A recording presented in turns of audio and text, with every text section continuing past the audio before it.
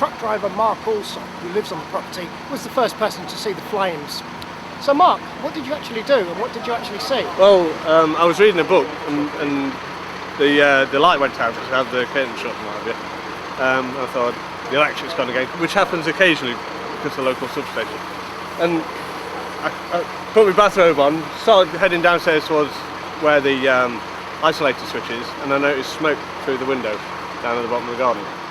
Who actually lives on the property that's gone up in flames? There's nobody who lives there permanently, but there's a builder called Phil, stays there occasionally, and he stores equipment there and stuff. Were you able to talk to Phil about what had happened? I did, yeah. I phoned him on his mobile, and the first thing I said was, your place is on fire, and you best come here and sort it out, sort of thing, or best come here. And he obviously didn't believe me straight away, and he called me back to confirm, and then he said he was in London, so he couldn't get back. Apparently he keeps some stuff there, some things for his trade, or? Yeah, he does, yeah. And I think there definitely was at least one gas bottle in there, because that's what was going off when the fire brigade got here. At one time you were concerned for the safety of his dog. Do you know if the dog is safe? Yeah, he has a dog. I don't know what breed it is, quite a nice dog really. And he doesn't always take it with him when he's working, so occasionally he leaves that here. I assume doesn't leave it anywhere else. I know he has left it here, so I was concerned for it. Yeah. But when he didn't say, "How's my dog getting on?" you knew the dog was probably safe. To be honest, I forgot about it then. It's just with hindsight I realised he didn't say that, so I guess it was okay. Yeah. One of the first things you saw was an exploding gas cylinder. That must have been terrifying.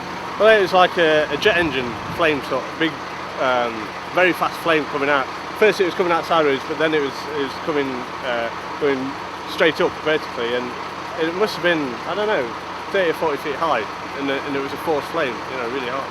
Must have been quite a scary time for you. It was. I was just starting to get the chickens out then, and I was wicking myself a bit. Yeah. Thank you very much.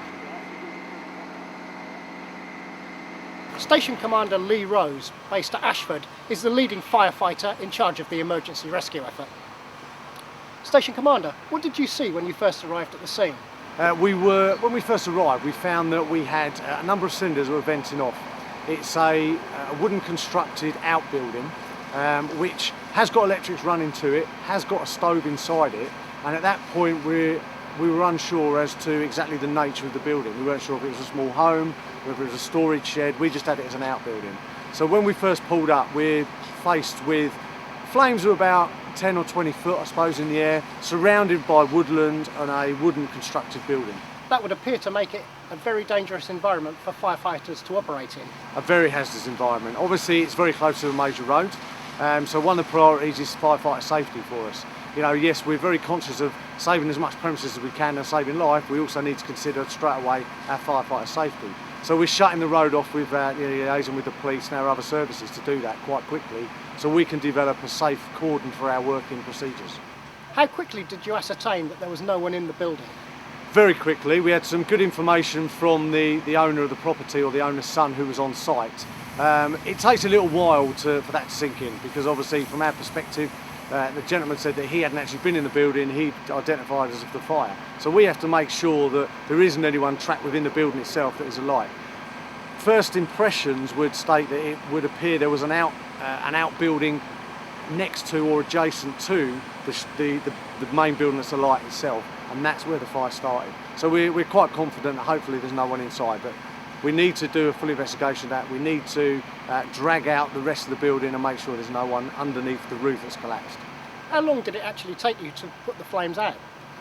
We were quite quick, in all fairness. You're looking at, it's always difficult to put a time period on it, all right? But obviously in this situation, the problem we had was water. We get the flames under control within a matter of minutes. To put the fire out, you need a lot more water to back it up. So even though we can stop the fire spreading, we have to then get all our resources in place and our strategic plan in place to make sure that when we do hit it, we can put it out and keep it out. And have you any indication at this early stage as to the cause of the fire?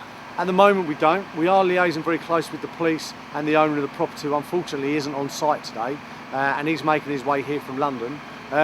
It's very difficult for us to say. We have got scenes of crime officers coming down from the police later on, and then the investigation basically becomes their jurisdiction, and then they do the full investigation from that.